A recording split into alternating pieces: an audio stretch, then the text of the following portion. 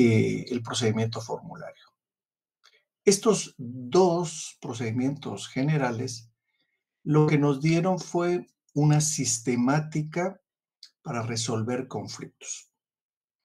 Esta sistemática muy general, porque no interiorizamos a ver absolutamente todo, necesitaríamos un semestre para ver y analizar absolutamente todas las figuras. Nosotros hemos estado hablando ya 4 clases de este tema y todavía no terminamos, sí, pero porque son temas muy, muy genéricos. Nosotros hemos tratado de compendiarlos.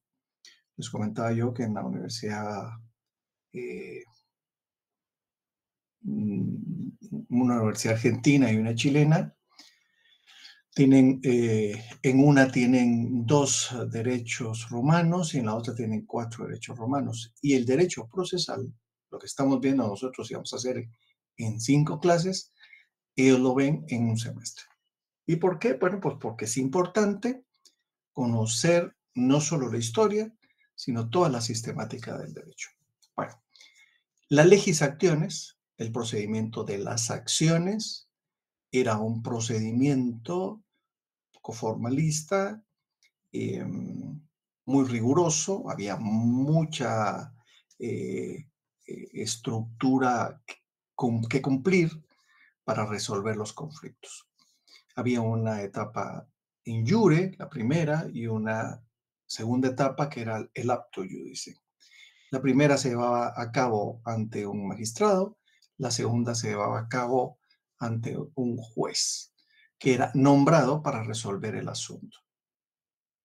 Había una litis contestatio, en donde se terminaba la primera etapa in iure y se iniciaba la segunda etapa. No había apelación.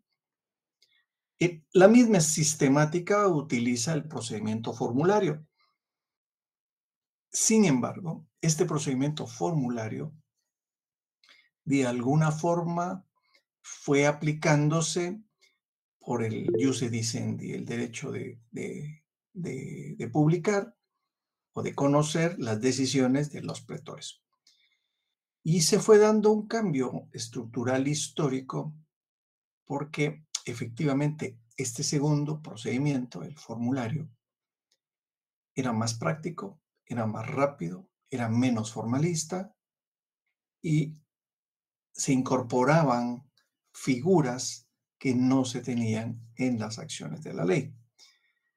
Todo este procedimiento, el segundo, el formulario, fue aplicándose efectivamente porque era el que resolvía las legis actiones. Y estas,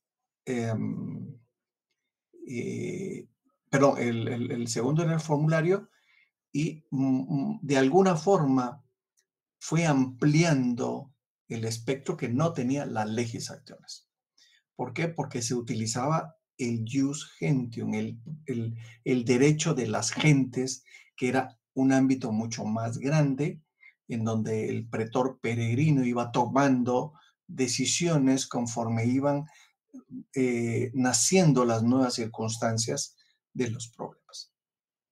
Así es como llegamos a la tercera etapa, al tercer procedimiento, que fue un procedimiento importante, interesante, y que vamos a ver características, vamos a tratar de ver una evolución histórica y vamos a tratar de ir incorporando opiniones de juristas que de alguna u otra forma en ese momento fueron manteniendo una estructura muy general, pero incorporando elementos propios que diferenciaron con respecto al procedimiento de las acciones y al procedimiento formulario. Esta se llamó la extraordinaria cognitio.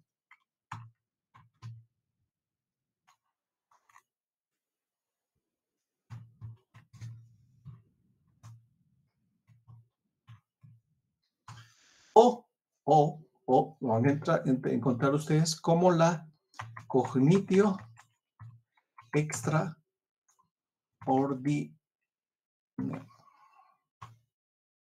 Cualquiera de los dos nombres es correcto, ¿sí? como la extraordinaria cognitio o como la cognitio extraordinaria. En el examen, yo normalmente utilizo la extraordinaria cognitio. ¿Qué quiere decir esto de extraordinaria cognitio? El conocimiento extraordinario, ¿no? O el conocimiento extraorden. Esa es más o menos la traducción. Y aquí se basó mucho, sobre todo con un término que era la cognitio.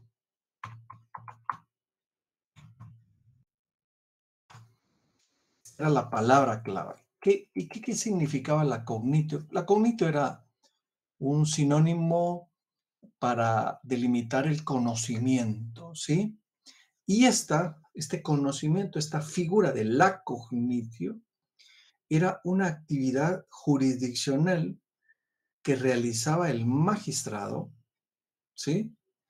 Y que atribuía para que decidiera no solo sobre el derecho, sino también dictara sentencia. ¿Se dan cuenta ustedes que esta podría ser una primera, a priori, una diferencia? En el otro lado había una pequeña etapa que era in iure, de derecho, en donde el magistrado controlaba el memorial de presentación, las excepciones, hasta la litis contestatio. Y luego trasladaba el tanto del conocimiento a un juez, que este era el que recibía las pruebas, recibía los alegatos y dictaba sentencia. Por lo tanto, aquí habían dos en el procedimiento de las legis actiones y en el procedimiento formulario. Pero en la extraordinaria cognitio, ya solo uno hay, el magistrado, que este es el que asume por entero el conocimiento del asunto y coexiste en la época de Adriano, el emperador Adriano, con el procedimiento formulario. O sea, aquí estaba el procedimiento formulario que empezó a suplantar o en lugar de el procedimiento de las legis actiones. Y cuando ya estaba incorporado el procedimiento formulario, nace la extraordinaria cognitio, que en la etapa o en la época de Adriano, del emperador Adriano, convivieron juntos. De ahí lo extraordinario del procedimiento, ¿no? Porque acaba al final de excluir al procedimiento formulario y se queda solo la extraordinaria cognitio. Casi todos los momentos históricos del derecho procesal van en forma cíclica. Históricamente, cuando vemos el derecho procesal, de alguna forma lo he estudiado un poquito a profundidad, los momentos históricos siempre son cíclicos. Hay un momento histórico escrito y después un momento histórico oral y luego un momento histórico escrito y otro oral. O sea, son perfectos ciclos que se les van incorporando elementos para ir haciéndolo más dinámico el proceso, ¿no?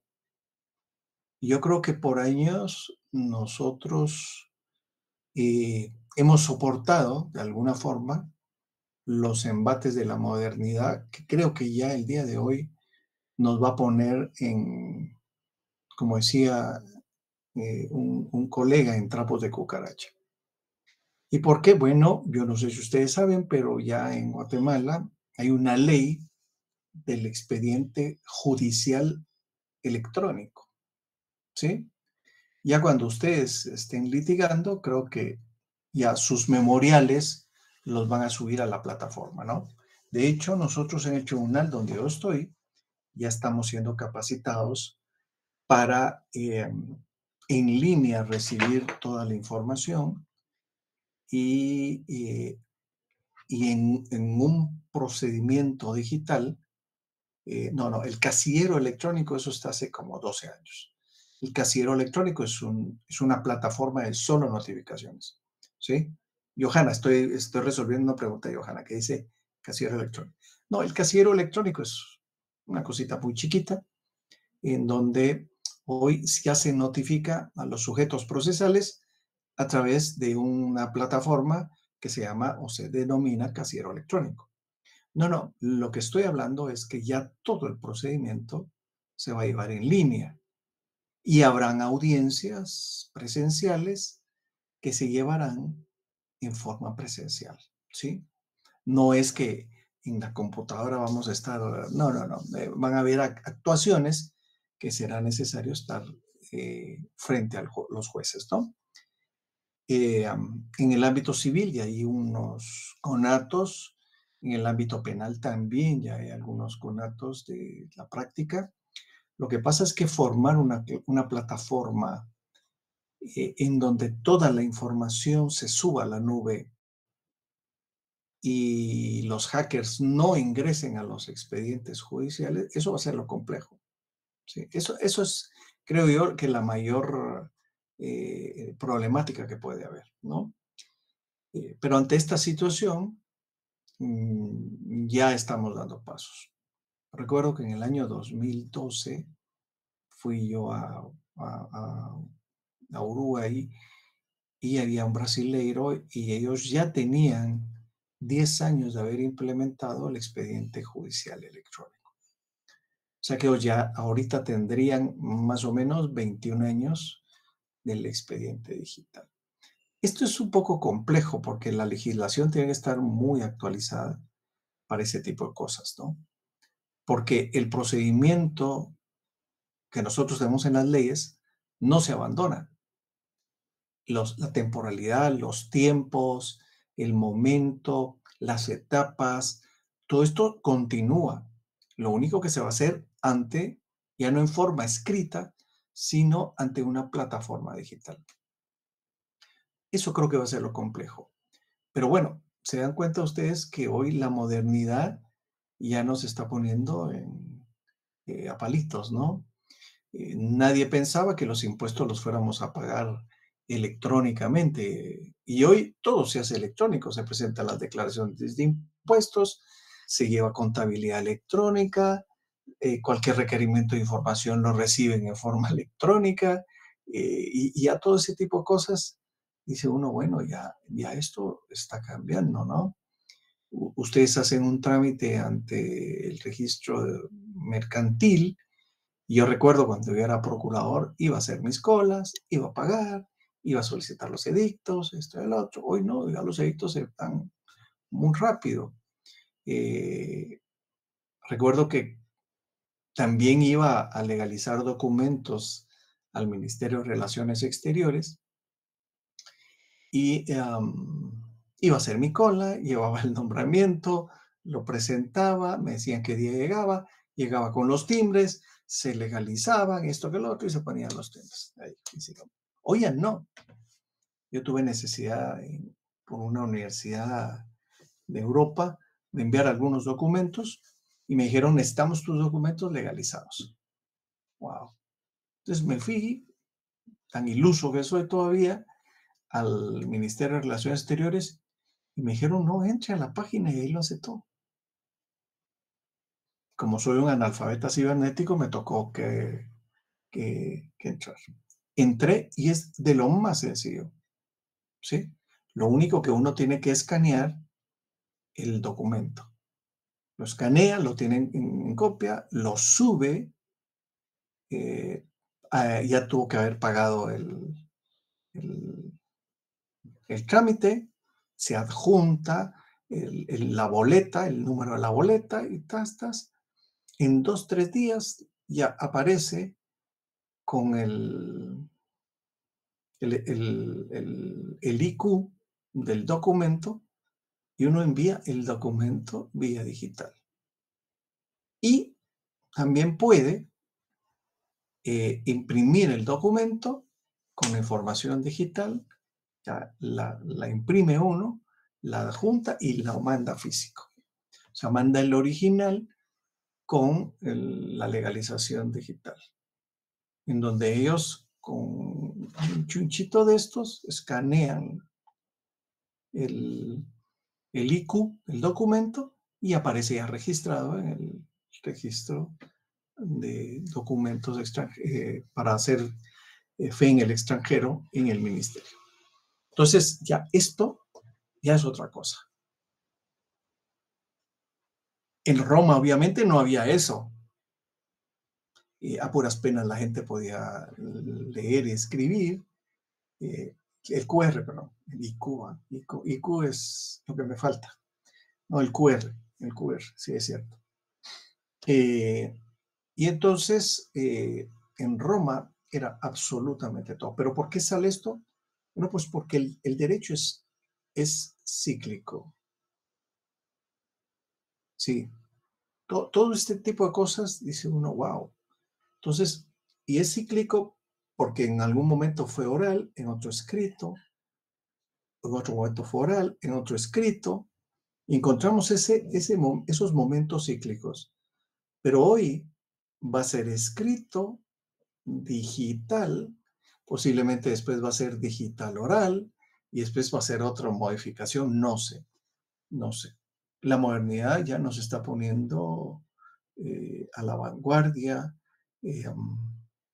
de muchas cosas, ¿no? Inteligencia artificial es otra cosa.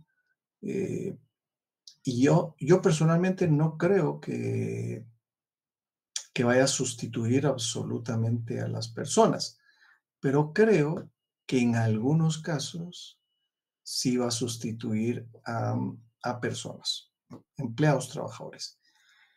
Por eso es que en otros países en Europa hay un costo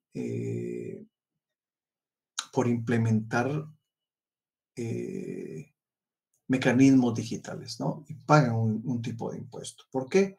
Porque suprimen plazas de trabajo y entonces al suprimir plazas de trabajo hay un costo-beneficio para ellos en donde incorporaron inteligencia artificial y esto de otro.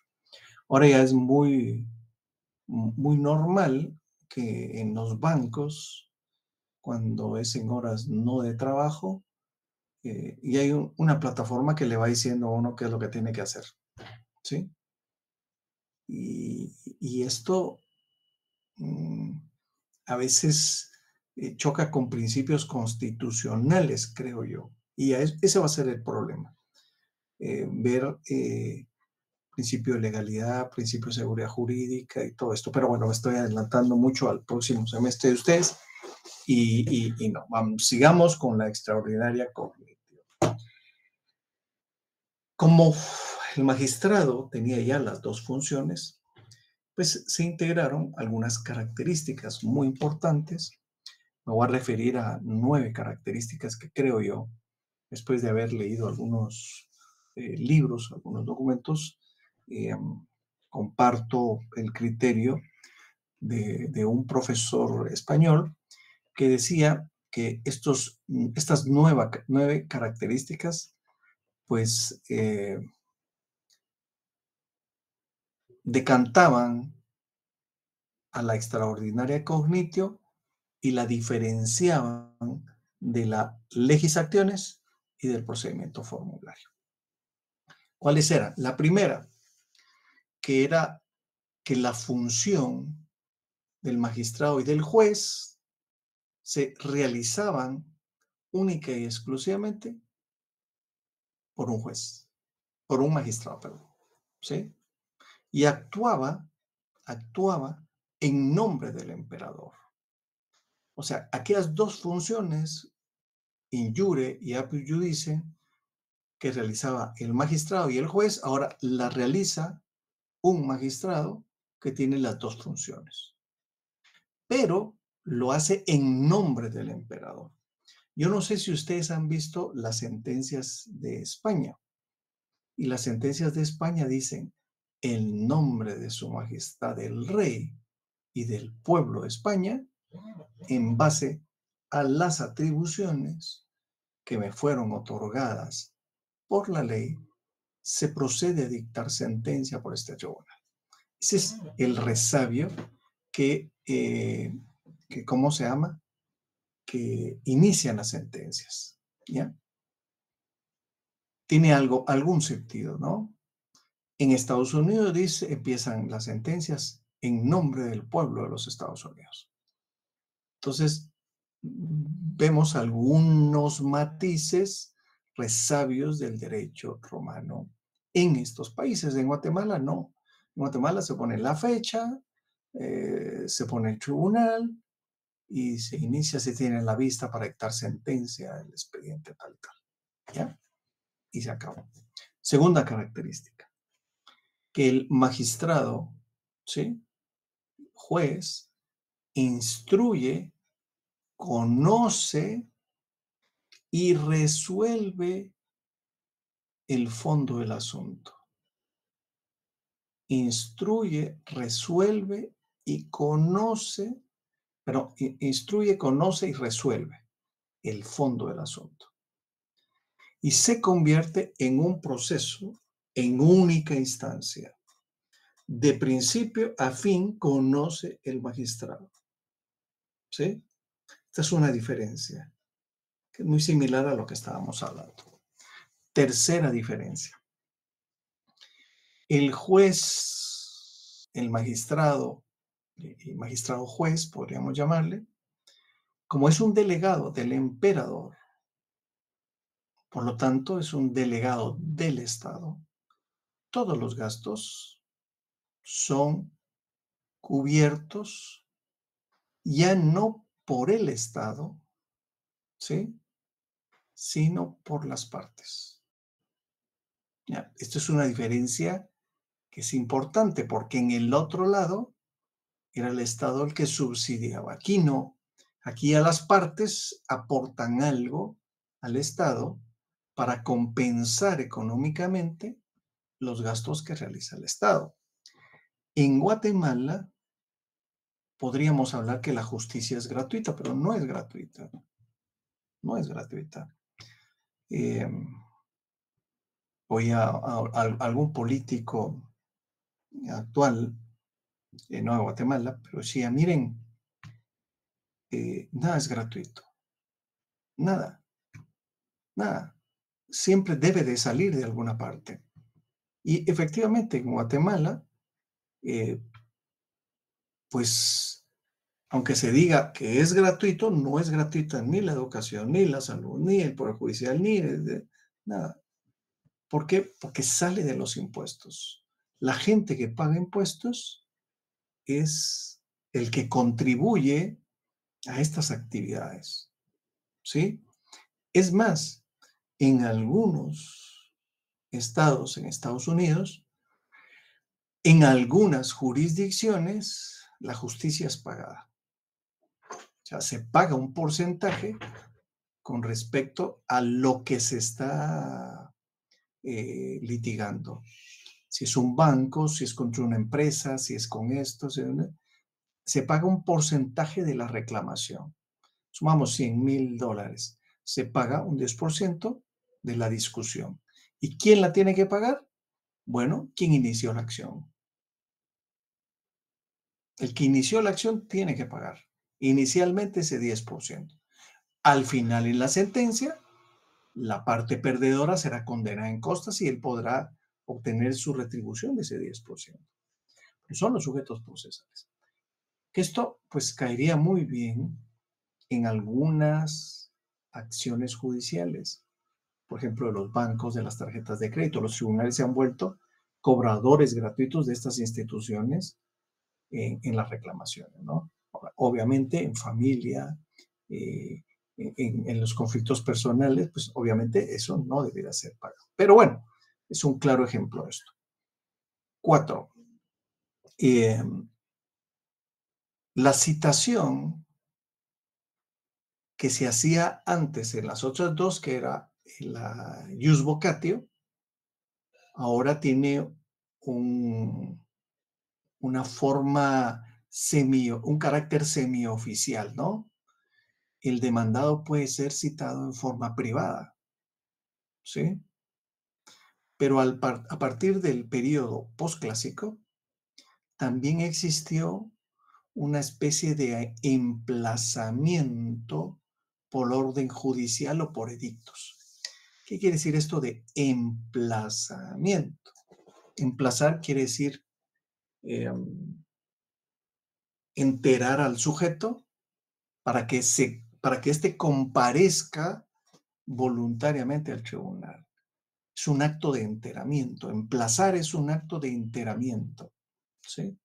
Y esto era una diferencia con respecto a los otros dos procesos, en donde, aplicando la ley de las 12 tablas, cítase. Y si no viene, tráigaselo. ¿Quién lo iba a traer? El actor. ¿Ok? 5.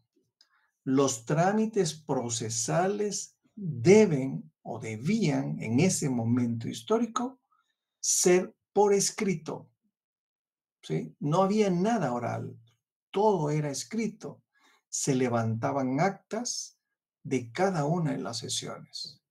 En el otro no, en los otros no, porque habían etapas orales, etapas escritas, y en este ya no. En este todo es escrito, se presentaba en forma escrita, y aunque se recibiera el testimonio de personas, se presentaban alegatos, siempre debían de constar en actas. ¿Ok? 6. El actor debe de presentar por escrito la demanda, las pruebas que intenta valerse o presentar o argumentar o discutir, y el demandado debía de hacer lo mismo con su contestación. Un escrito de demanda, un escrito de pruebas, y el demandado tenía que presentar su contestación de demanda en forma escrita. ¿Sí? 7. La acción, la actio, ¿se recuerdan ustedes? La actio, que es la demanda, la acción presentada, y la exceptio, que era el mecanismo de defensa. Habían actios como la denuntatio, la probatio, ¿sí? ¿Se recuerdan? Y también habían excepciones como las exceptio dilatorias o previas y las exceptio perentorias. En esta etapa, tanto las acciones como las excepciones pierden su tipicidad. ¿Qué quiere decir esto? Pierden el elemento conectivo entre la figura y lo que se reclama, ¿sí? Pero, como fue un resabio de las otras dos, no pierden la protección jurídica y conservan aquella clasificación clásica, ¿no? En las actio y en las exceptio. O sea, continúan manifestándose, aunque no en forma tan precisa como en los otros dos procedimientos. ¿Okay? 8. La prueba documental se le da una importancia sobre la prueba testifical o los testes o los testigos. ¿Por qué? Porque se cree más en los documentos oficiales, en los documentos privados, que en la simple exposición de lo que le conste a los testigos. Y eso en algún momento en Guatemala surgió exactamente lo mismo. Los testigos en aquella transición del procedimiento inquisitivo al acusatorio, que es el que tenemos ahora, surgió una discusión sobre si los testigos realmente decían la verdad, hasta que se empezó a detener a los testigos. Aquel testigo que fuera incongruente con lo que decía y con lo que decía el actor, a este está mintiendo. Se le hacían un par de preguntas, caía, y ahí aquel que llegaba a querer ayudar al amigo se quedaba acompañando al amigo. ¿Sí? ¿Por qué? Porque era acusado del delito de falso testimonio y se quedaba preso. Esto fue muy importante porque cambió el paradigma de los testigos. Ahora, el que llega a testificar es bombardeado con preguntas, y si no está claro en lo que le consta, en ese momento se queda detenido también. Por eso que los que sean citados a testigos Mejor si llevan su mochila de las 24 horas para por si les toca quedarse en el preventivo, ¿no? Pero bueno, esto es parte de lo que hoy ya no se hace. Aquellos testimonios por compadrazgo, aquel era una chorchita y no, este es un angelito, este no hace nada, este es mi amigo y el día de la comisión del delito que andaba conmigo y andábamos de parranda, andábamos esto y un video dice lo contrario, ¿sí? Testigo miente y por lo tanto comparecer a un tribunal y mentir es responsable de otro delito, ¿sí? Distinto del amigo, pues obviamente, y puede ser que hasta sea complicidad. Pero bueno, les estoy poniendo solo ejemplos de lo que es hoy y cómo en Roma, de alguna forma, se empezó a perder esa calidad. Y la última característica, la novena, es que la sentencia podía ser impugnada en apelación ante un juez o ante un magistrado superior. Esto no era posible ni en las legis actios ni el procedimiento formulario. No, difamación es otra cosa. Estoy contestando a María José. Dice, ¿eso también es como la difamación? No, la difamación es la falsa imputación de un delito.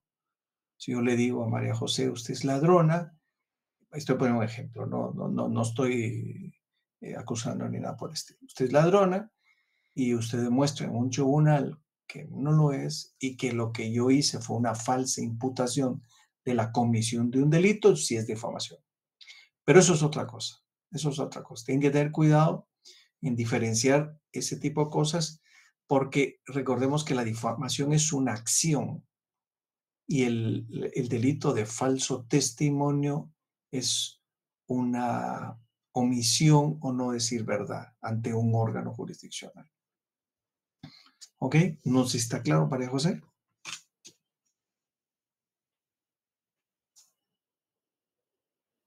Ok.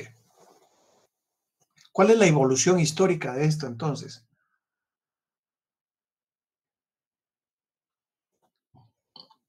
Bueno, este procedimiento originalmente fue aplicable en todas las provincias romanas, en todas las provincias que estaban afuera, en las colonias, en todos los territorios conquistados, y eran entre los juicios entre particulares, entre locales y entre peregrinos, o sea, eran romanos que estaban en las colonias, eran colonos que ya vivían en los territorios y eran peregrinos aqueos. Y entonces todas estas formas, estas competencias dependían directamente de una figura que era el que decía, este es el que resuelve, este es el que resuelve, este es el que resuelve, que era el praefectus. Era un prefector, una especie de pretor, ¿sí? Que él era el que decidía quién le tocaba resolver un asunto por competencias. Hoy las competencias, por lo menos en materia penal, en materia civil, en materia laboral, están definidas por ley. No es un sujeto que diga, este lo tiene que resolver aquel. No, no. Hoy todo, absolutamente todo, en Guatemala está delimitado en normas. Por eso es que hay en materia civil, hay jueces de paz civil, hay jueces de primera instancia civil y hay jueces de tribunal de sala de apelaciones civil. ¿Sí? Hay gradas, pero también dentro de las gradas hay tribunales de igual jerarquía que conocen cosas distintas. Vamos a ver. En materia penal, un juez de instrucción conoce el procedimiento abreviado, conoce la instrucción inicial y determina si ha lugar a formación de un proceso. ¿Sí? Esta es la etapa de un juez de primera instancia de instrucción. Cuando dice a lugar a formar un juicio, un proceso, pasa a otro órgano jurisdiccional que es de la misma jerarquía para dictar todas las medidas dentro de un proceso hasta dictar sentencia. ¿Sí? O sea, aquí hay una misma instancia, pero hay dos jueces. Un juez de instrucción y el otro de juzgamiento.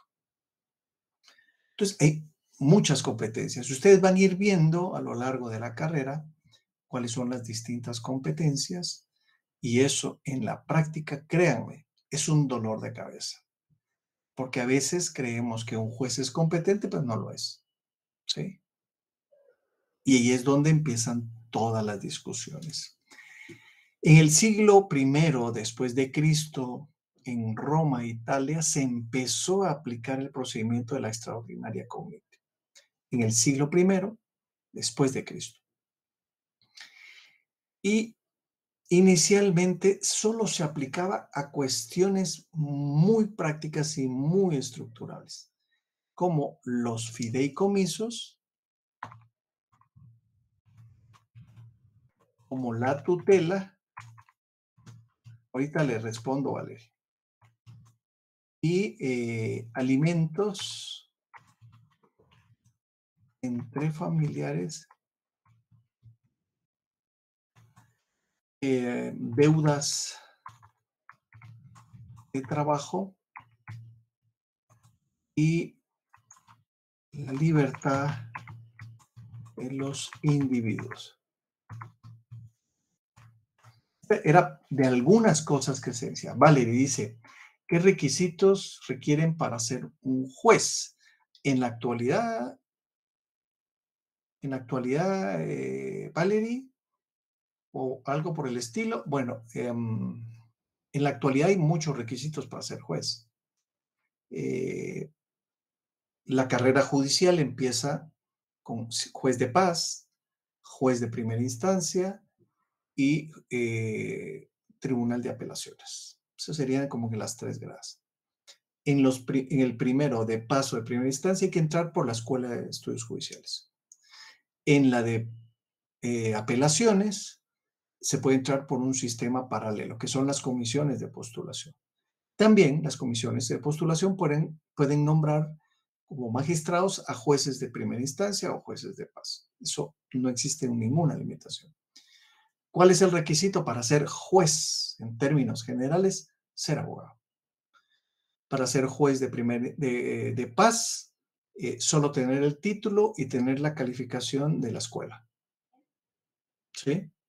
Para ser juez de primera instancia, tienen que tener el título, la calificación de la escuela y haber trabajado 5 años como juez de paz para poder optar a un juez de primera instancia. ¿Sí?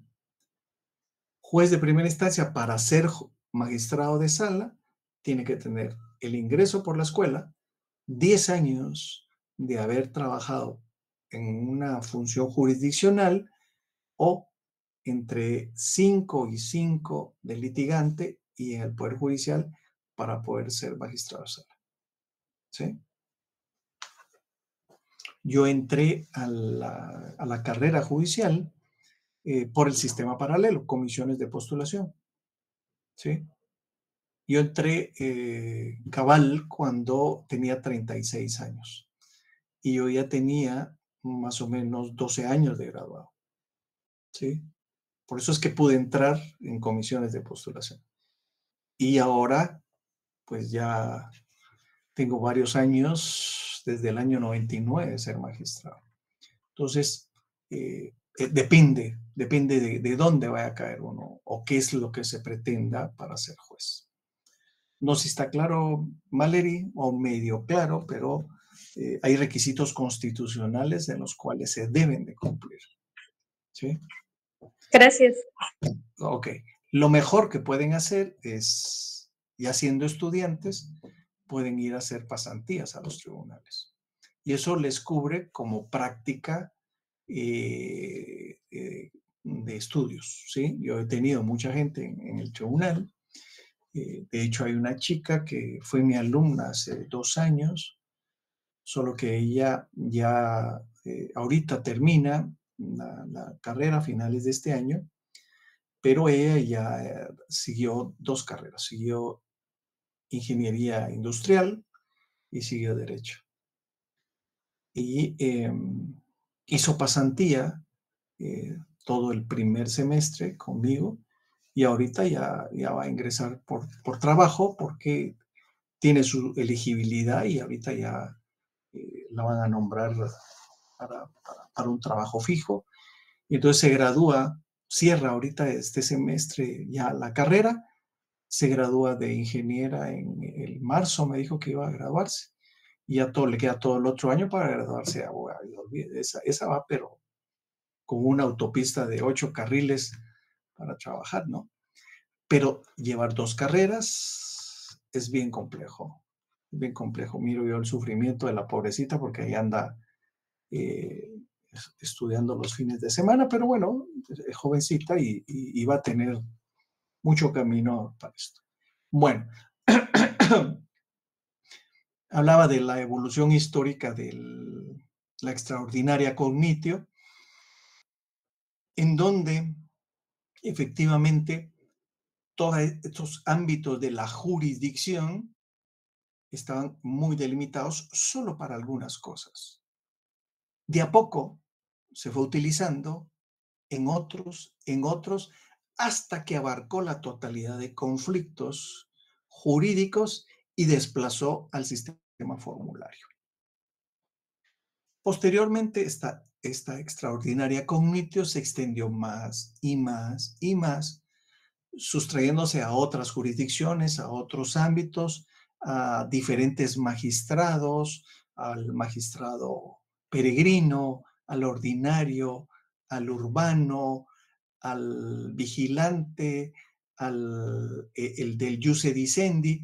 O sea, fue ampliándose de tal forma que llegó hasta el imperio de Marco Aurelio, dándole a los particulares la posibilidad de escoger entre un procedimiento formulario y una extraordinaria cognitio, ¿sí? Y una constitución de Constantino, ¿sí? La constante del año 342 después de Cristo, abolió absolutamente todo el sistema formulario y dejó solo en vigencia el, la extraordinaria cognitio. Cuando vemos esto, volvemos al asunto. Lo anterior se desusa por lo nuevo, ¿sí? Carro nuevo sustituye a carro viejo, ¿no? ¿Sí? Y así nos vamos en la historia. Teléfono nuevo sustituye al frijolito. Computadora nueva sustituye aquellos trastones grandes y ahora las pantallas son pequeñitas, el CPU es chiquitito, algunos hasta vienen incorporados ¿cómo se llama? A la pantalla súper delgada, ya son unas pantallas grandes. Yo recuerdo cuando fue mi primera computadora que compré para mi oficina, en el año 94, creo yo, 94, 95. El monitor era un monitor así chiquito. Y la espalda del monitor era una cosona. Abajo tenía para aquellos disquetes, ¿sí? Así se metía y se apachaba para encender y tic, tic, tic, tic, tic, tic, tic, tic, tic, tic, y como a los 10 minutos, plum, aparecía la cuestión. Y nada de conectarse uno a internet ni nada por el estilo, ¿no? Eso fue como 8 años después, ¿no? Y se quedaba tic, tic, tic, tic, tic, tic, tic, tic, tic, tic, y salía un aviso, conectándose. Tic, tic, tic, tic, tic, tic, tic, tic, y ahí, hasta que entraba a internet, ¿sí? Por eso nos damos cuenta que esto que estamos hablando del expediente electrónico, eh, tiene que cambiar todo. ¿sí? Porque yo ya no voy a poder ver mi expediente por un teléfono, por ejemplo. No, yo tengo que tener una máquina efectiva, eficiente, que me sirva para eso y que pueda tener alternativas para la solución de los asuntos. Con lo analfabeto que soy yo de informática, yo en mi despacho, en tribunal, trabajo con 2 monitores, ¿sí? Un monitor donde tengo el expediente judicial, perdón, administrativo, y otro donde estoy haciendo la ponencia de la sentencia. Y tengo una pantallita al lado derecho que la tengo habilitada por todos los correos que me pueden entrar de la corte. Tenemos un sistema interno más o menos eficiente, se cae cada poco, pero bueno. Y entonces, y si no, tengo un libro digital en el monitor de la izquierda que voy sacando información de citas de otras sentencias, de otros casos similares y los voy incorporando a la ponencia. Y a eso yo creo que ya ustedes creo que van a estar trabajando no solo sobre eso, sino sobre otros elementos mucho más modernos que lo que les estoy refiriendo yo, ¿verdad? Bueno, con eso terminamos un poco la historia de la extraordinaria cognitio. Vimos algunas características, vimos la historia y ahora nos vamos a ir al desarrollo del procedimiento, ¿sí? ¿Se recuerdan ustedes que en el aptus judicem, en la primera etapa del procedimiento formulario y de las legisacciones, había figuras ya en la segunda etapa como la demonstratio, la intentio, que eran acciones generales que de alguna forma iniciaban el proceso. Aquí, en la extraordinaria cognitio, aparece una figura muy importante que quiero resaltar, que es la litis denuntatio, ¿sí?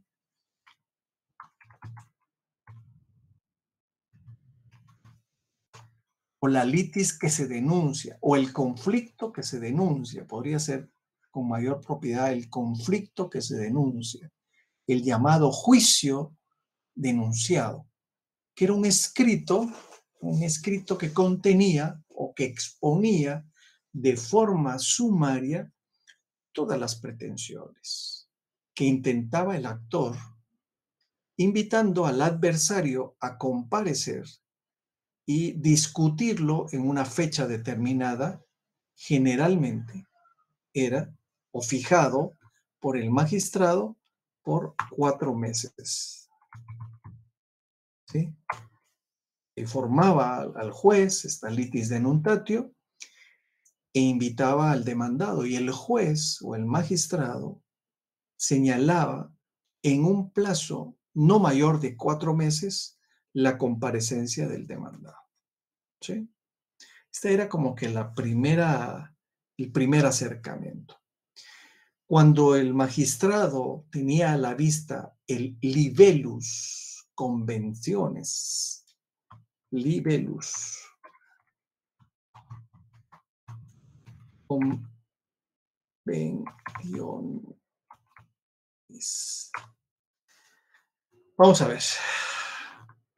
Libelo, cuando hablamos de libelo, no es una palabra normal y ordinaria en el derecho, aunque algunos abogados dicen el libelo de demanda, es incorrecto. ¿Por qué? Cuando vemos esta figura del libelo, pues lo voy a buscar en el diccionario para no quedarles mal.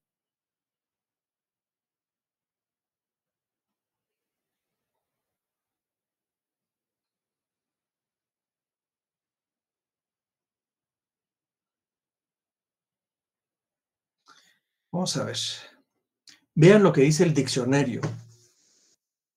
Libelo, escrito en el que se calumnia o denigra a personas ideas o instituciones.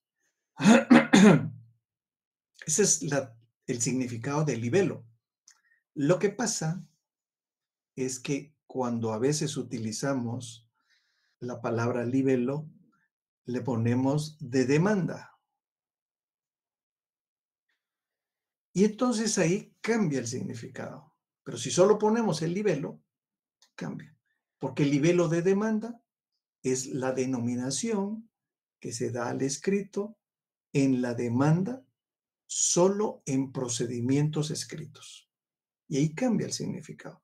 Por eso les hago la aclaración, porque esto también a palos lo aprende uno, ¿no? Cuando uno dice, en mi libelo, presenté en mi libelo, ahí hay un significado distinto. Pero cuando yo digo lo presenté en el libelo de demanda, es el escrito introductorio de lo que yo argumento, ¿sí? Por eso vean ustedes cómo una palabra puede cambiar el significado, ¿no? Si yo pongo en un memorial, el juez tuvo claridad meridiana como la que tiene en su libelo, en donde resolvió en sentencia, que es lo que estoy diciendo. Bueno, que el juez tiene incompetencia mental y que el libelo de la sentencia es difamatorio y es insultativo.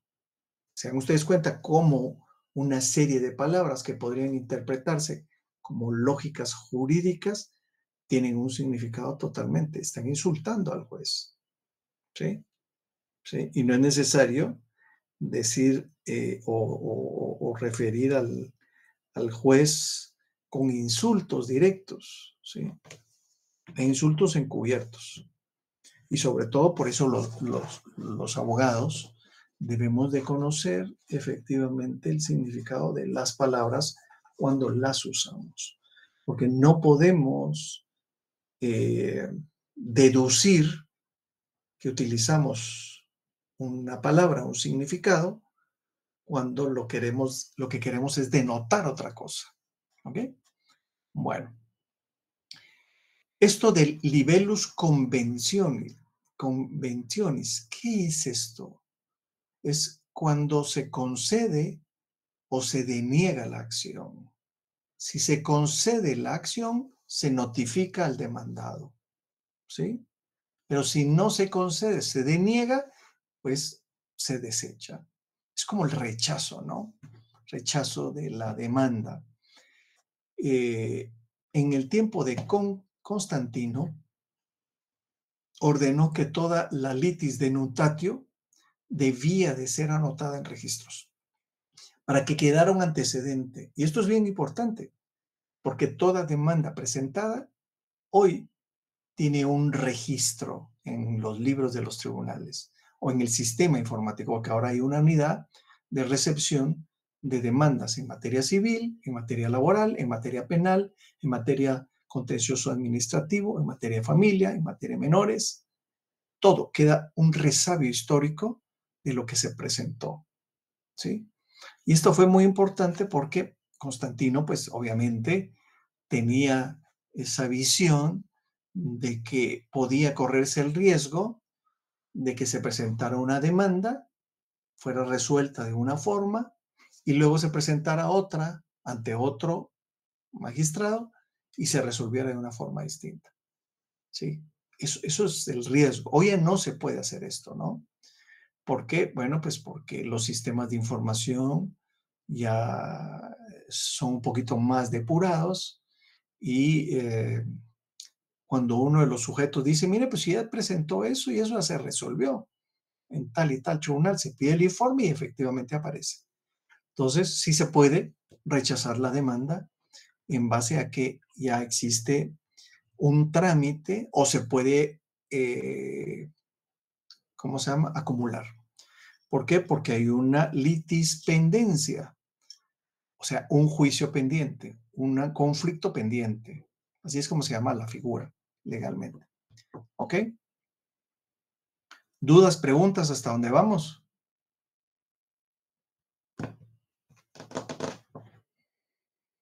No, ya se me durmieron, creo yo. Ninguna. No, licenciado. Y por el momento todavía no tenemos dudas. Ok. Bueno. La segunda característica, no característica del procedimiento, la primera era la litis de nutatio. La segunda es la comparecencia de las partes ante el magistrado. Y aquí, bueno, pues hay cuestiones preliminares, ¿no? Cuando ya comparece la parte, una cuestión preliminar podía ser que una vez transcurrido entre 10 o 20 días, en el tiempo de Justiniano fue esto, entre 10 o 20 días de la notificación, las partes debían, imperativo, comparecer ante el magistrado el día y hora fijado. ¿Sí? El tiempo de Justiniano. ¿Sí? Este fue un acto preliminar. Tenía que comparecer. Tenía, ¿sí? Obligación. Debía comparecer el día y hora fijado para que el magistrado tuviera la presencia física de ellos, ¿sí? En el caso de que no compareciera el obligado, ¿sí? O que no pagara los gastos del proceso, se podía iniciar el proceso sin la presencia, ¿sí? Y tenía un año para no comparecer a juicio. Y se citaba por medio de edictos. Estos eran elementos bien importantes, ¿no? Y el proceso se continuaba sin la presencia de él. ¿Cómo se llama cuando hay rebeldía? Creo que se los dije en algún momento de las charlas. Cuando hay rebeldía se llama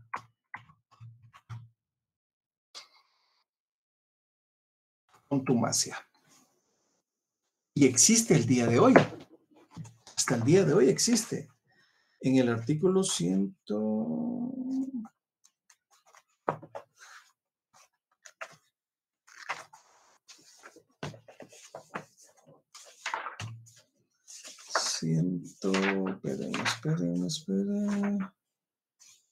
113, ¿no? 13. Muy bien. ¿Quién lo dijo? Meli. ¿No? ¿Quién fue el que lo dijo? Ah, Nínive. Ok, perfecto, sí.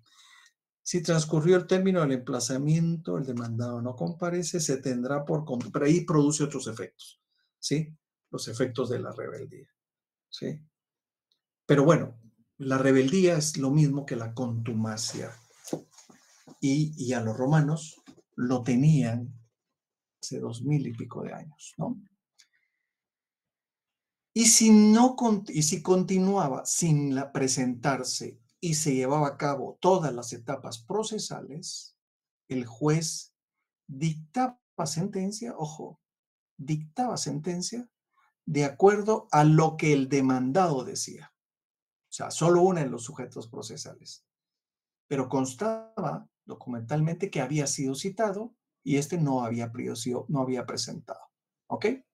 Si por el contrario el demandado no se presentaba ante el juez, el procedimiento continuaba, ¿sí? Y él no comparecía, ¿sí? Pero se trataba sobre acciones reales, o sea, sobre cosas propiedad del demandado. El juez, el magistrado, podía nombrar un executor, un ejecutor, ¿sí?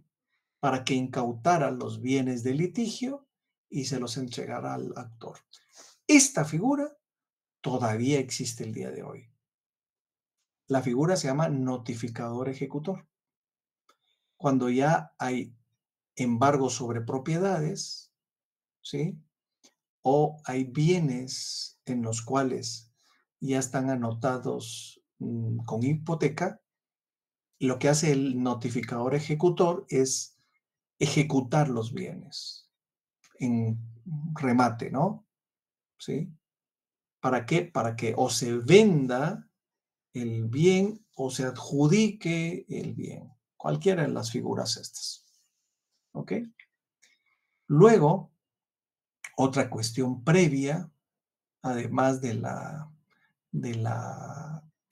cuestión preliminar, estaba la narratio. Era la narratio. Bueno, era cuando el actor exponía, narraba toda la causa, todos los hechos, todos los argumentos legales, y lo exponía ante el magistrado, el juez. Por lo tanto, también ese derecho lo tenía el demandado, ¿sí?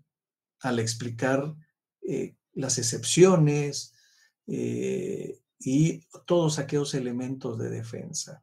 Pero esta narratio se utilizaba como un mecanismo para que en forma documental tanto el actor pudiera exponer y el demandado pudiera defenderse, ¿sí?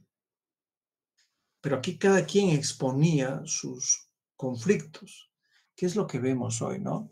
En la demanda está la actio, en las excepciones los mecanismos de defensa, en la contestación de la demanda, que puede ser simple, puede ser compleja, puede haber allanamiento, puede haber confesión, puede haber un sinfín de actitudes del demandado, ¿sí? Pero eso se da hoy en día también. La tercera, además de la cuestión preliminar de la narratio, estaba la contradictio. La contradicción, ¿sí?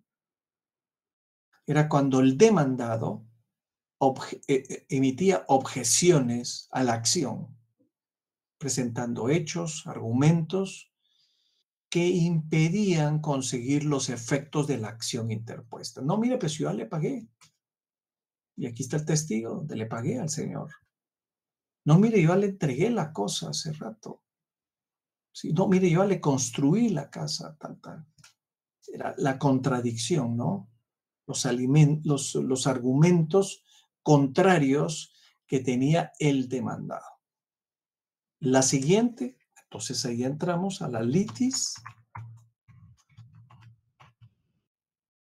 contestatio, que producía efectos similares al procedimiento formulario, pero con algunas variables. Porque en aquel procedimiento formulario lo que hacía era terminar la etapa del apud judice, el conocimiento del magistrado. Aquí no. En esta etapa de la litis contestatio, en el procedimiento extraordinario, las partes, los asesores, los abogados juraban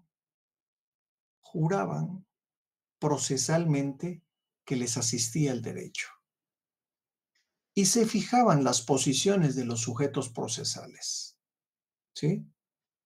Y el demandado en ese momento podía oponerse al proceso, interponer las excepciones, ¿sí?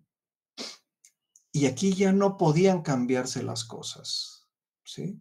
Aquí ya solo se fijaba el conflicto y esta litis, el conflicto, llamémosle a la litis conflicto, tenía efectos. ¿Cuáles eran los efectos que producía? Uno, que se tomaba como punto de inicio, ¿sí? A partir de ahí se empezaban a contabilizar 3 años, que era el máximo que tenía que durar el proceso. 3 años. Eso lo tiene que tener muy claro. Lo había puesto mal. 3 años, pues ya había puesto, ¿no? Pues son 3 años. A partir de la notificación de la litis contestatio, el magistrado tenía 3 años para dictar sentencia, ¿sí? Y por eso es que era tan importante. 2, era una referencia para considerar derechos que ambas partes reconocían si la sentencia era condenatoria. Ojo, Era la referencia de que ambos sujetos reconocían derechos en el caso de una sentencia condenatoria. ¿Por qué era tan importante en las condenatorias? Porque ahí había una pena. A pagar, entregar o devolver algo. ¿Sí? Una acción de dar, de hacer, de no hacer o no entregar. ¿Ok? Y el tercer efecto de la litis contestatio era que producía la litis pendiente, fijando las posiciones de las partes. ¿Qué es esto de litis pendiente? Bueno, que era un juicio pendiente. Por lo tanto, no podía iniciarse otro, porque este ya estaba en fase de inicio. ¿Sí? El posterior se acumulaba o se desechaba. Pero aquí se producía la litis pendencia. Lo que yo les decía, no puede conocerse un asunto cuando ya se inició otro en otro tribunal. ¿Ok? Y vamos a terminar el día de hoy con las pruebas. ¿Sí? Y vamos a dejar una parte pendiente para el próximo día. ¿Sí? Que es el miércoles. Ahí se recuerdan que el viernes los que tengan clase no van a tener clase por el feriado, ¿no? Y eso está desde el inicio de semestre, creo que publicaron los días en donde no van a haber clases. Y otros que se han ido emitiendo, por ejemplo, el de después de la primera elección y el de la segunda elección. ¿Ok? Bueno, ¿qué principios regían en la prueba? Bueno, el que afirma debe de probar. Es un principio elemental. El que afirma debe de probar. Y el que no afirma debe de probar la negación. ¿Sí? Segundo, las pruebas solo, resalto, subrayo, solo pueden ser aportadas por las partes. ¿Sí? El juez no puede generar prueba. Es una prohibición absoluta en esa etapa. 3. La prueba versa sobre hechos. Y esto hasta el día de hoy. Todas las pruebas versan sobre hechos. El derecho no se prueba. Van a ver ustedes en el próximo semestre, en teoría del proceso, que hay 2 excepciones a la regla en donde sí se prueba el derecho. ¿Sí? Pero bueno, no quiero ingresar a eso. Solo se prueban hechos. Y 4 es que a partir del procedimiento inquisitivo, del proceso posclásico, el juez puede traer a la vista cualquier medio de prueba o generar prueba.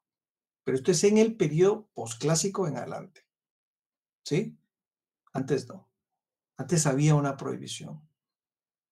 ¿Sí? Después del posclásico y el Justinianeo, el juez en ese proceso que era justificado, ahora ya es inquisitivo, en donde el juez tiene más tentáculos para aportar, generar o discutir prueba que los sujetos procesales no habían dado. ¿Qué clases de pruebas habían entonces? Había prueba documental, que podía ser documento público, documento privado. Había prueba testimonial, que de acuerdo a la tradición judaica, no se podía aceptar un testigo único, sino había varios testigos sobre un mismo hecho. Podría ser sobre un mismo hecho. 3. El jus jurandum. ¿Qué es el jus jurandum, jóvenes?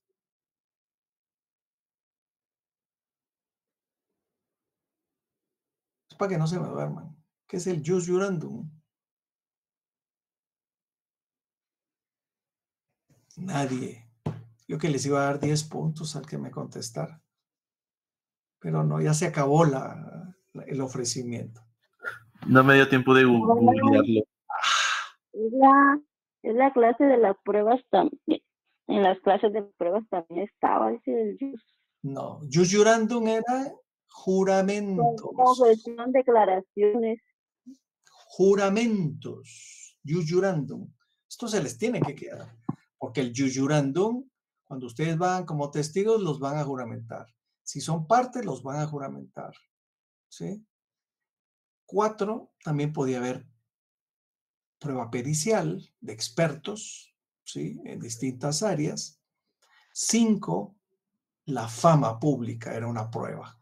Si aquel era un hombre recto y correcto y toda la cuadra, todo el barrio sabía que era un hombre impecable, impoluto, hacía prueba, ¿sí? Y por último, las presunciones, ¿sí? Que las presunciones eran 2 clases de presunciones. Y esto lo van a ver ustedes con propiedad en el próximo semestre, en el teoría del proceso, pero bueno, vamos a adelantar un poquito. Las presunciones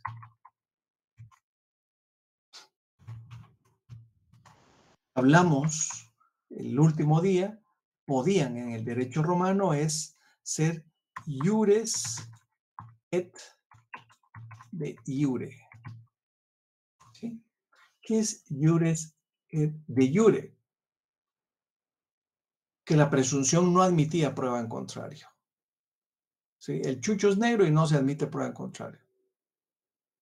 ¿Ya? Era una presunción iure et de iure. Pero también existían excepciones iuris tantum. ¿Sí? ¿Qué eran estas presunciones iuris tantum? Bueno, eran aquellas presunciones que admitían prueba en contrario. Vamos a ver. La segunda, el iuris tantum, era si se presumía que el hijo nacido después de 180 días, después de disuelto el matrimonio, se tenía como hijo matrimonio. Ah, bueno, pero esto admite prueba en contrario. Hoy, pues, prueba de ADN. ¿Sí?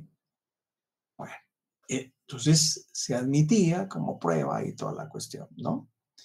Y demostraba que efectivamente el muchachito no era del difunto, ¿ya? Fases. ¿Qué fases habían de la prueba?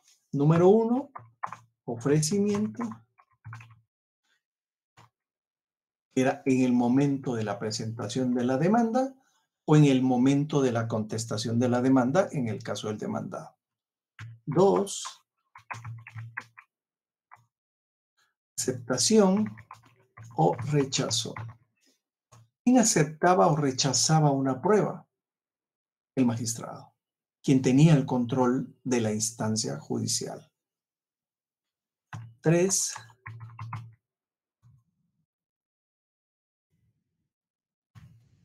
el desahogo de las pruebas. Este es un término que no utiliza nuestra legislación, ¿sí? En México sí se utiliza el término desahogo, en España también, en Estados Unidos también se utiliza el término desahogo de la prueba. ¿Y qué es desahogo? Es fluir o hacer que fluya el proceso. Aquí le llamamos diligenciamiento, ¿no? Me parece un poquito más técnico. El diligenciar la prueba es llevar a cabo la prueba, ¿sí? Tangentemente, o sea, teniendo todos los elementos, el juez tendrá la vista, tendrá los oídos, tendrá el olfato, tendrá el sentido del gusto si fuera necesario, o el tacto en algunos medios de prueba. Y por último, valoración. La valoración es en ese momento de la extraordinaria cognitio, las pruebas se valoraban libremente. Era el único sistema que existía. En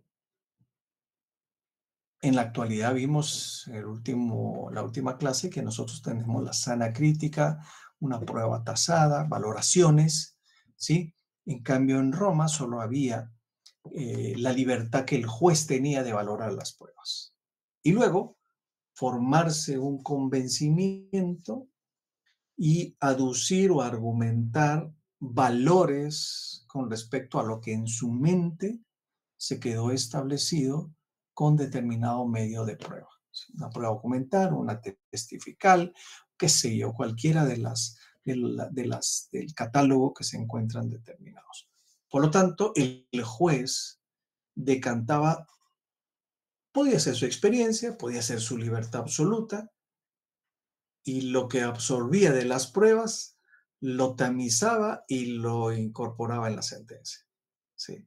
Es un poquito riesgoso este este sistema de valoración porque deja una libertad absoluta a los jueces. Y los jueces también deben de tener límites o un marco referencial para valorar las pruebas. Bueno, ahí me quedo para el próximo día y a ver los elementos de la sentencia en esta etapa. ¿Ok? ¿Dudas, preguntas? ¿No? No, licenciado, gracias. Bueno. Todo claro, licenciado, gracias. Perfecto. Entonces nos vemos el próximo miércoles.